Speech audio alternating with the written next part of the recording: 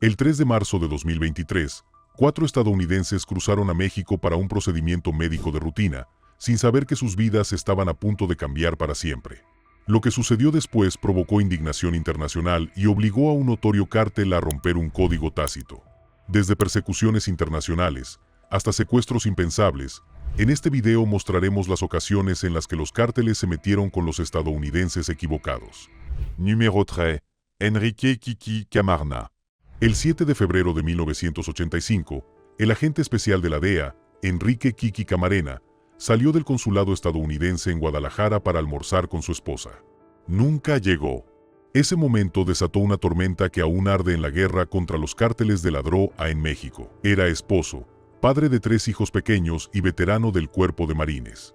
Nacido en Mexicali, México, en 1947, su familia se mudó a California cuando era niño. Camarena se unió a los Marines después de graduarse de la preparatoria y luego se convirtió en policía en Caléxico. En 1973, ingresó en la DEA, donde rápidamente se ganó la reputación de investigador implacable y maestro del trabajo encubierto. Sus colegas lo apodaban el informante de los informantes, un talento natural para crear redes de informantes y adaptarse a cualquier rol que la calle exigiera. Para 1980, Camarena y su familia se mudaron a Guadalajara para lo que parecía una prometedora misión en el extranjero. La ciudad ofrecía un clima primaveral, una buena escuela estadounidense para sus hijos y un estilo de vida cómodo.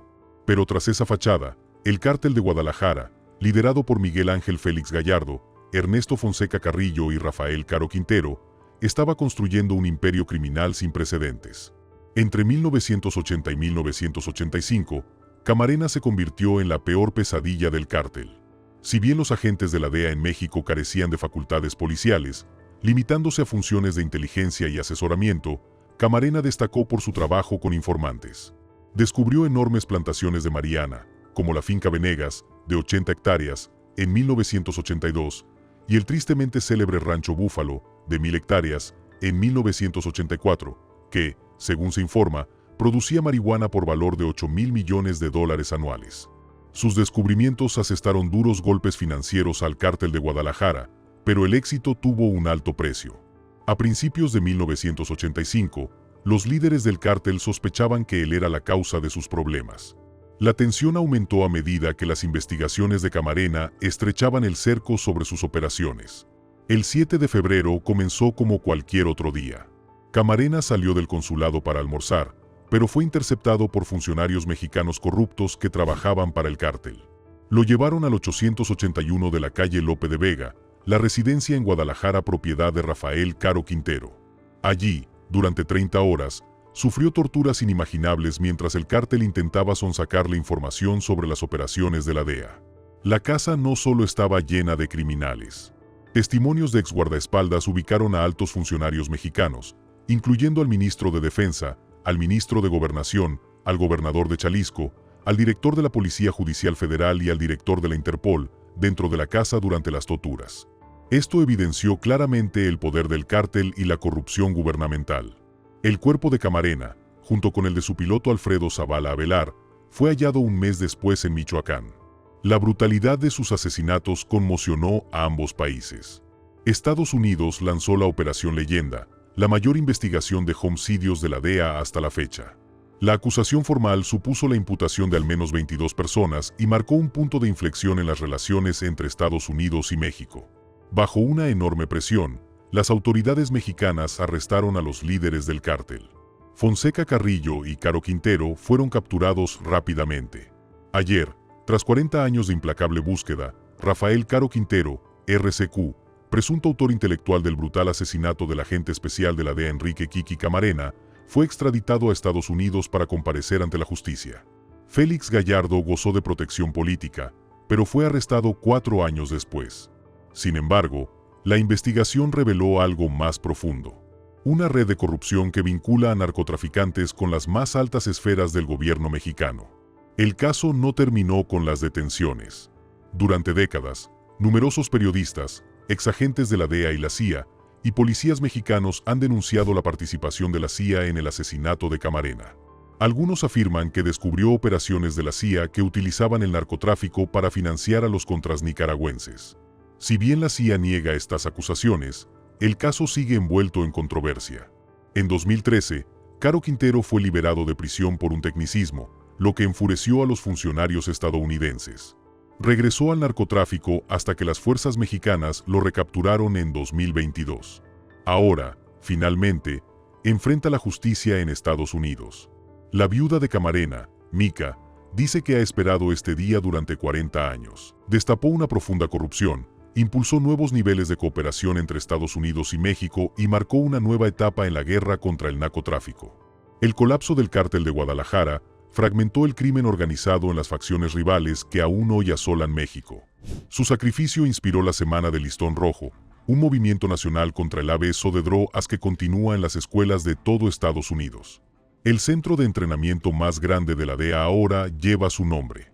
Su historia perdura a través de numerosos libros, documentales y la serie de Netflix, Narcos, México. Camarena dijo una vez, aunque sea solo una persona, puedo marcar la diferencia. Su asesinato pretendía silenciar a las fuerzas del orden. En cambio, impulsó un movimiento que continúa hasta nuestros días. Y con eso, el cártel obviamente se metió con el estadounidense equivocado.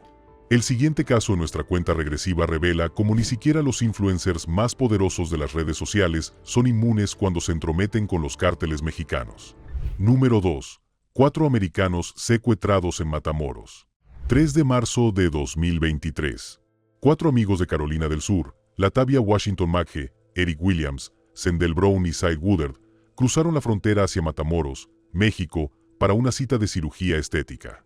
Su viaje por carretera, que se suponía que duraría solo unos minutos al cruzar la frontera, se convirtió en una pesadilla inesperada. No eran buscadores de emociones fuertes ni periodistas tras una noticia. Eran estadounidenses comunes y corrientes. Se dirigían a lo que debería haber sido una visita rutinaria de turismo médico. Su decisión de ahorrar dinero en un procedimiento estético, viajando a la región fronteriza de México, les costaría la vida a 2 de ellos. El viaje del grupo comenzó con optimismo. Condujeron a través de Brownsville, Texas, con la intención de regresar en 15 minutos después de dejar a Latavia para su cirugía. Sin embargo, al pasar por Matamoros, pronto se dieron cuenta de que algo andaba mal. Las imágenes de las cámaras de seguridad muestran cómo su minivan fue rodeada y luego emboscada por sicarios del cártel con armas de uso militar. Tomamos un camino secundario para ver si nos llevaba a nuestro destino y luego pensábamos regresar. Oímos un auto tocar la bocina y nos rebasó. Sendell iba en el asiento trasero. Dijo, no se detengan, pero ya era demasiado tarde.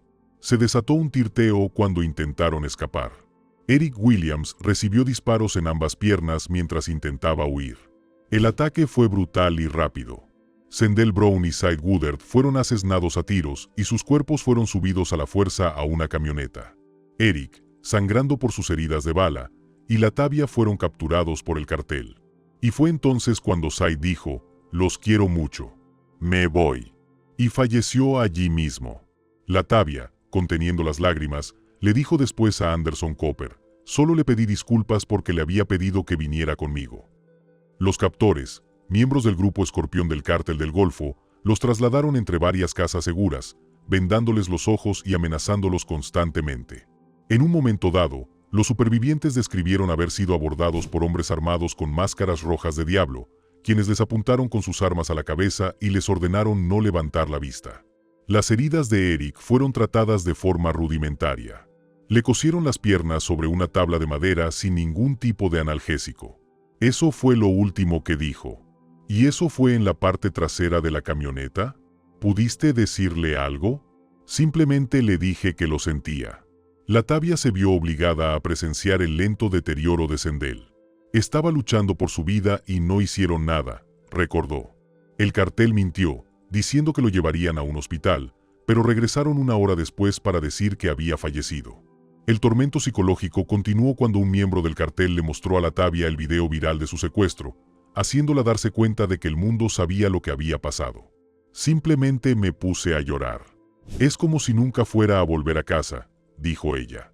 Desesperados por doblegarlos, los captores intentaron obligar a Latavia y Eric a tener relaciones sexuales, pero su ingenio lo salvó. Les dijimos que éramos hermanos y que ella estaba embarazada, explicó Eric.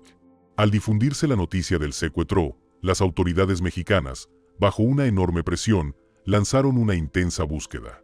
El Cártel del Golfo, enfrentando el escrutinio internacional, emitió una carta de disculpas sin precedentes, culpando a una facción disidente y afirmando haber entregado a los responsables. Entregaron a 5 de sus miembros, atados y con una nota para las autoridades locales.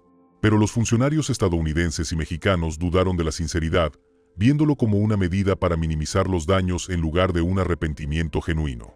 El plan original del grupo era una rápida intervención quirúrgica, pero en cambio, 2 regresaron en ataúdes, mientras que los sobrevivientes cargarán para siempre con cicatrices físicas y emocionales. El dolor de la familia solo se compara con su determinación. Como dijo una madre, deben seguir buscándolos hasta atraparlos a todos. Estados Unidos respondió con mayores alertas de seguridad y una demostración de fuerza cerca de la frontera, mientras la investigación continúa en ambos lados. Todo esto, sumado a la carta de disculpa del Cártel del Golfo, significó que el cártel comprendió entonces que se había metido con los estadounidenses equivocados y que esta vez se enfrentarían las consecuencias. Si esto les parece intenso, esperen a ver lo que sucedió cuando un estudiante estadounidense fue secuestrado y asesinado por un cártel de la droga que también funcionaba como una secta violenta. Número 1. Mark Kilroy. La vida de Kilroy se truncó el 14 de marzo de 1989. El estudiante de la Universidad de Texas en Austin cursaba su tercer año de estudios premédicos. Pasó las vacaciones de primavera con sus amigos en South Padre Island, Matamoros. 14 de marzo de 1989. Las vacaciones de primavera de Mark Kilroy comenzaron como cualquier otra. Unos amigos, un pueblo fronterizo y la promesa de pasarlo bien. Pero en cuestión de minutos, desapareció de una concurrida calle de Matamoros, para no ser visto con vida jamás. Esta es la historia de cómo un brillante estudiante de medicina se convirtió en el blanco de uno de los casos de narcotráfico más extraños y horribles de la historia. Mark James Kilroy tenía solo 21 años. Era un prometedor estudiante de la Universidad de Texas, originario de Santa Fe, Texas. Se le conocía por su agudeza mental, su excelencia académica y su profunda fe. Sus amigos lo describían como leal, disciplinado y la última persona de la que uno esperaría que desapareciera. Esa primavera, se reunió con 3 amigos de toda la vida para el clásico ritual universitario, las vacaciones de primavera en South Padre Island. Y su viaje comenzó como cualquier otro. Playas, fiestas y nuevos amigos llenaron sus días y noches. Incluso conocieron a un grupo de estudiantes de Purdue y compartieron risas hasta el amanecer. Pero después de unos días de juerga, el grupo cruzó a Matamoros, México, una ciudad fiestera conocida por sus bebidas baratas y noches desenfrenadas. Esa decisión desataría una pesadilla inimaginable. Por aquel entonces, Matamoros rebosaba de estudiantes estadounidenses que disfrutaban de las vacaciones de primavera. El 13 de marzo, Mark y sus amigos se unieron a miles de estudiantes en la principal avenida turística de la ciudad, Álvaro Obregón. Fueron de bar en bar hasta que terminaron en el London Pub, que se había transformado en Hard Rock Café para las vacaciones de primavera. A las 2 de la madrugada, el grupo estaba listo para regresar. Mark se quedó un rato para despedirse de un nuevo amigo, mientras sus amigos seguían adelante. Fue entonces cuando intervino el destino. Los amigos de Mark lo perdieron de vista solo unos minutos. Una breve separación en las calles abarrotadas. Bastó con eso. Mark fue secuestrado por miembros de un cártel de la droga que también funcionaba como una secta violenta. Buscaban a un joven blanco que estuviera de vacaciones de primavera para sacrificarlo en un ritual que, según creían, protegería sus operaciones de narcotráfico. La búsqueda inicial pasó casi desapercibida. Era común que los estudiantes desaparecieran durante las vacaciones de primavera y, por lo general, reaparecían al día siguiente con resaca. Pero la desaparición de Mark parecía distinta. Sus amigos sabían que no desaparecería sin motivo. Cuando no apareció a la mañana siguiente, cundió el pánico. La investigación cobró impulso gracias al tío de Mark, un funcionario de aduanas. Las autoridades estadounidenses y mexicanas se unieron a la búsqueda. Sus padres distribuyeron 20,000 folletos y ofrecieron una recompensa de $15,000. El caso captó la atención nacional tras su emisión en el programa Los Más Buscados de Estados Unidos. Pero a medida que los días se convirtieron en semanas, la esperanza se desvaneció. El avance se produjo por casualidad el 1 de abril. La policía mexicana detectó un camión que se saltaba un control policial a las afueras de Matamoros. En lugar de perseguirlo, Lo siguieron hasta un rancho remoto llamado Santa Elena. Allí descubrieron parafernalia de la secta y María Ana. Pero el verdadero horror se encontraba bajo tierra. Días después, la policía detuvo a varios sospechosos, entre ellos al hijo de un narcotraficante local. Durante el interrogatorio, confesaron haber asesinado a Mark Kilroy y a otras 14 personas en extraños rituales. El líder de la secta, Adolfo Constanzo, creía que los sacrificios humanos harían invencible su organización. El 11 de abril, la policía llevó a los sospechosos a Santa Elena y los obligó a exhumar las tumbas. Encontraron el cuerpo de Mark, mutilado, sin piernas para acelerar la descomposición y un alambre atravesándole la columna vertebral para poder extraer los huesos posteriormente con fines rituales. Su cerebro había sido hervido en un caldero, como parte de un oscuro ritual. La investigación reveló que el rancho había sido escenario de asesinatos durante meses, principalmente contra traficantes rivales. A medida que avanzaba la investigación, las autoridades descubrieron que la secta tenía fuertes vínculos tanto con el narcotráfico como con la policía local. Su líder, Constanzo, era un carismático cubanoamericano que mezclaba prácticas religiosas afrocaribeñas con la violencia. Sus seguidores creían que los sacrificios humanos les otorgarían protección sobrenatural. La otra líder de la secta, Sara Aldrete, era una respetada estudiante universitaria y animadora que llevaba una doble vida. Sorprendentemente, había participado en la búsqueda de Mark a pesar de saber exactamente lo que le había sucedido. El caso llegó a su impactante desenlace cuando la policía rodeó el departamento de Constanzo en la Ciudad de México. Para evitar ser capturado, ordenó a un seguidor que le disparara a él y a su amante. Aldrete fue arrestada en el lugar, alegando que había estado prisionera durante las últimas semanas. Las consecuencias fueron inmediatas y profundas. Los jóvenes que disfrutaban de las vacaciones de primavera desaparecieron de Matamoros. El caso puso al descubierto la cruda realidad de la violencia de los cárteles y los peligros que acechan tras un viaje aparentemente inocente. Los padres de Mark fundaron la Fundación Mark Kilroy, dedicada a la concientización y prevención del consumo de las sustancias ilícitas.